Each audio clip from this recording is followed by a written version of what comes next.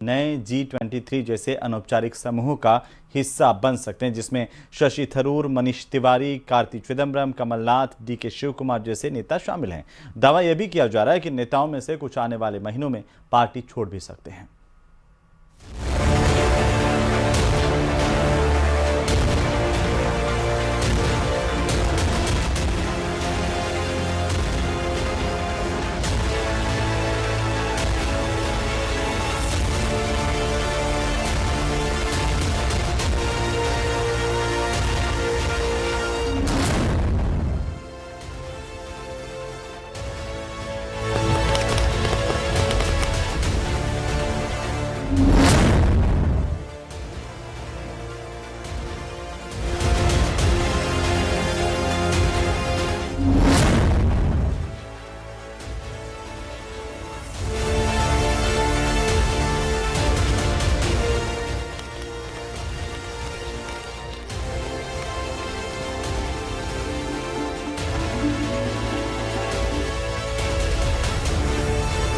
दिग्गजों का महामंथन शुरू हुआ तो कांग्रेस के कई नेताओं में अपनी ही पार्टी से नाराजगी की खबर है।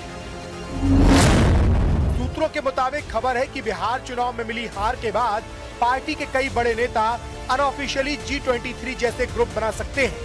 सूत्रों से मिली खबर ये भी है कि आने वाले कुछ महीनों में कांग्रेस के कुछ बड़े नेता पार्टी छोड़ सकते हैं। यानी कांग्रेस में सीधी टूट की संभावना कम लग रही है, लेकिन अलग गुट बनाकर कांग्रेस के शीर्ष नेतृत्व को बड़ा मैसेज देने की कोशिश हो सकती है।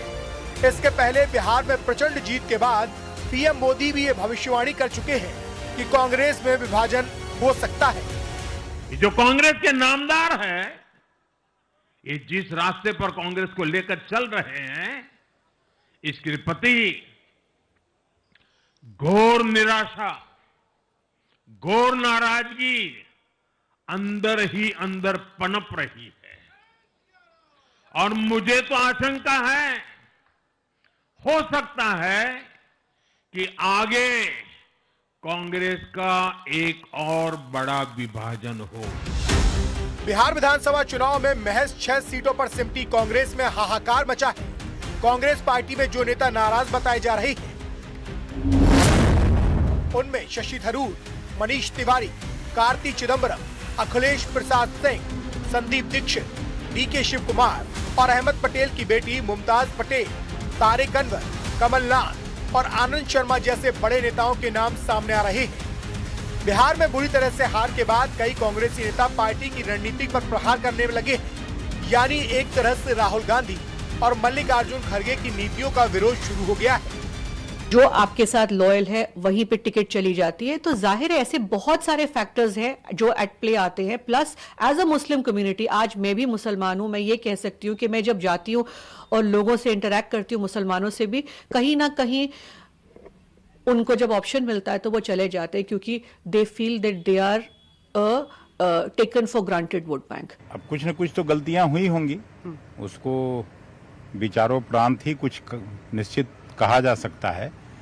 लेकिन सीटों को बंटवारे को लेकर जिस तरह से लंबा खींचा, डिक्लेरेशन में जिस तरह से परेशानी हुई, फिर फ्रेंडली फाइट का कोई मतलब नहीं होता है। फ्रेंडली फाइट में पार्टी गई, सबका नुकसान हुआ। इस बीच दिल्ली में कांग्रेस अध्यक्ष मल्लिकार्जुन खड़गे के घर पर बिहार में हार पर महामंथन हुआ, जिसमें राहुल गांधी, KC वेणुगोपाल समेत कई दिग्गज नेता मौजूद रहे। लेकिन इस बैठक में कांग्रेस नेता हार से सबक लेने के बजाय पुराने एजेंडे पर कायम रहे। केवल हमारे अलायंस पार्टनर्स और कांग्रेस के ही नहीं, बल्कि पूरे के पूरे बिहार के वर्कर्स के, पूरे लोगों के फोन आ रहे हैं और कह रहे हैं कि किसी को भी ये उम्मीद नहीं थी और कहीं ना कहीं पे गड़बड़ियां हुई हैं और उसकी छानबीन होनी चाहिए। हमारे लोग पूरे के पूरे डेटा को इकट्ठा कर रहे हैं। फॉर्म 17C को हम लोग देखेंगे, पूरे के पूरे वोटर्स लिस्ट को देखेंगे और फिर उसके साथ में हम लोग तथ्यों के साथ और आंकड़ों के साथ में वापस आपके बीच में आएंगे। एक तरफ कांग्रेस हार पर समीक्षा कर रही है, दूसरी तरफ उसके सामने नाराज नेताओं की चुनौती है। अब कांग्रेस के नेताओं की नाराजगी का पैमाना इस बात पर निर्भर करेगा कि पार्टी की लीडरशिप उनसे बात करके उनकी नाराजगी, उनकी भूमिका और उनकी मांगों को कितना समझती है।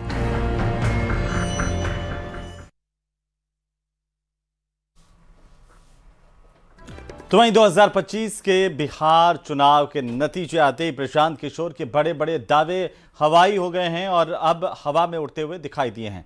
डंके की चोट पर जेडीयू को चुनौती देने वाले प्रशांत किशोर की ऐसी हालत हुई है जिसके बारे में उन्होंने सपने में भी नहीं सोचा होगा, क्योंकि उनकी जन स्वराज पार्टी को एक भी सीट बिहार में नसीब नहीं हुई।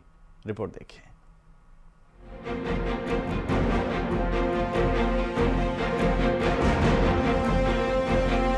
नतीजों से पहले बड़े बड़े दावे करने वाले प्रशांत किशोर की पार्टी जन स्वराज पार्टी के हाथ खाली रह गई। खाता तक नहीं खुला। शुरू की काउंटिंग से लगा कि जन स्वराज पार्टी को 1-2 सीटें तो मिल जाएंगी, लेकिन जैसे जैसे वक्त बीता वो उम्मीद भी खत्म होती चली गई, क्योंकि प्रशांत किशोर की पार्टी को एक भी सीट नहीं मिली। और दूसरी तरफ नीतीश कुमार की पार्टी जेडीयू को अच्छी खासी सीटें मिली। इसके बाद प्रशांत किशोर के उस बयान की चर्चा शुरू हो गई जिसमें उन्होंने कहा था कि अगर जेडीयू को 25 से ज्यादा सीटें मिली तो वो राजनीति छोड़ देंगे। जेडीयू की क्या फ्यूचर 25 से कम पहले भी बोला था, अभी भी बोल रहे हैं, रोज आकलन नहीं बदलते हैं। नहीं, पर आप ऐसा कैसे कह सकते हैं कि मैं सियासत छोड़ दूंगा 25 से मैं कम? बोल तो दिया, फिर रिपीट कर देता हूँ। फिर आऊंगी मैं आपसे आ जाना, पूछने। फिर आप दूसरी बार आए हैं, एक बार और आ जाइएगा। कि सियासत फिर आप छोड़ेंगे? छोड़ देंगे बिल्कुल। ऐसा क्यों लगता है आपको कि 25 से कम? रिजल्ट के बाद अगर 25 सीट से ज्यादा जदयू को आ जाए तो आप आइएगा। अगर जन स्वराज जीता होगा तो भी कहिएगा मैं छोड़ दूंगा। कहा जा रहा था कि वो राघोपुर से तेजस्वी यादव के खिलाफ चुनाव लड़ेंगे, लेकिन नामांकन का दिन आया तो तस्वीर ही अलग थी, क्योंकि प्रशांत किशोर ने नामांकन ही नहीं किया। इसके बाद बिहार चुनाव के प्रचार के दौरान बार बार ये सवाल उठा, प्रशांत किशोर खुद चुनाव क्यों नहीं लड़ रहे, जबकि चुनाव लड़ने का फैसला करते वक्त उन्होंने बड़े बड़े दावे किए थे। वो अलग बात है कि नतीजों में ऐसा कुछ भी नहीं हुआ। प्रशांत किशोर की पार्टी 0 पर अटक गई और प्रशांत किशोर के दावों की मिट्टी पली हुई। नेता के रूप में प्रशांत किशोर 6 साल पहले भी फेल हो चुके हैं। मौका था झारखंड विधानसभा चुनाव। उस चुनाव में नीतीश ने प्रशांत किशोर को सर्वे सर्वा बनाया था, लेकिन प्रशांत किशोर कमाल नहीं कर पाए और झारखंड चुनाव में जेडीयू को 1% वोट भी नहीं मिला था। इस बार प्रशांत किशोर अलग पार्टी बनाकर मैदान में थे, लेकिन उनका जादू नहीं चला। नतीजे आने पर न उनके मुद्दों की बात हुई और न ही उनकी पार्टी की, क्योंकि एक नेता के तौर पर प्रशांत किशोर दूसरी बार फेल हो गए और सवाल उठने शुरू हो गए कि चुनाव से पहले डंके की चोट पर राजनीति छोड़ने का दावा करने वाले प्रशांत किशोर क्या करेंगे।